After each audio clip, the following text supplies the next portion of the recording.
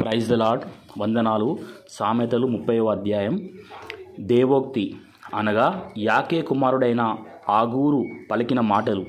ఆ మనుష్యుడు ఈతియేలునకును ఉక్కాలునకును చెప్పిన మాట, నిశ్చయముగా మనుష్యులలో నా వంటి పశుప్రాయుడు లేడు, నరులకున్న వివేచన నాకు లేదు, నేను జ్ఞానాభ్యాసం చేసుకున్న వాడను కాను, పరిశుద్ధ దేవుని గూర్చిన జ్ఞానము పొందలేదు.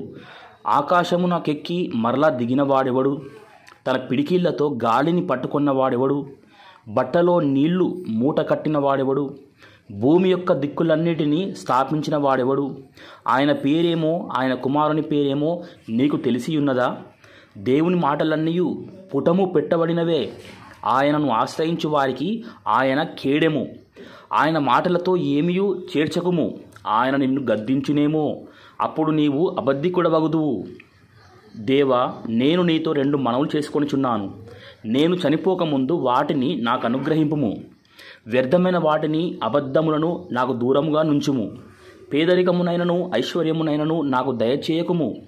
తగినంత ఆహారము నాకు అనుగ్రహింపుము.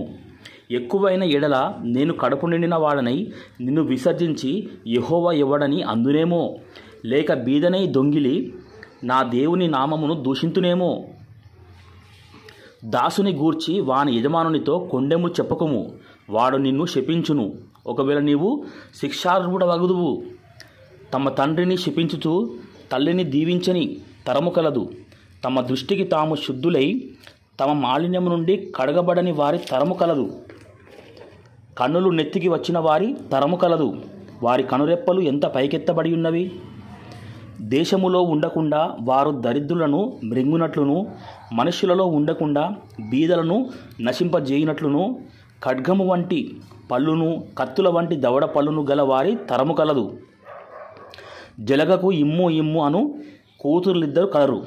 తృప్తి పడనివి 3 కలవు. చాలును అని పలకనివి 4 కలవు. అవేవనగా పాతాళము, కనని గర్భము, నీరు చాలును అనని భూమి, చాలును అనని అగ్ని. తండ్రిని అపహసించి తల్లి మాట విననొల్లని వాని కన్ను లోయ కాకులు పీకును. పక్షిరాజు పిల్లలు దానిని తినును. నా బుద్ధికి మించినవి 3 కలవు.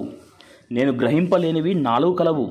అవేవనగా అంతరిక్షమున పక్షిరాజు జాడ, బండ మీద సర్పము జాడ, నడి సముద్రమున ఓడ నడుచు జాడ, కన్యకతో పురుషుని జాడ.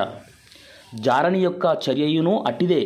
అది తిని నోరు తుడుచుకొని నేను ఏ దోషము ఎరగననును. భూమిని వణికించునవి 3 కలవు.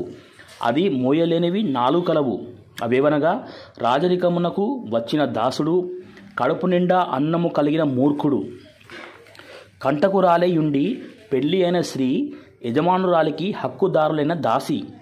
భూమి మీద చిన్నవి 4 కలవు, అయినను అవి మిక్కిలి జ్ఞానము గలవి.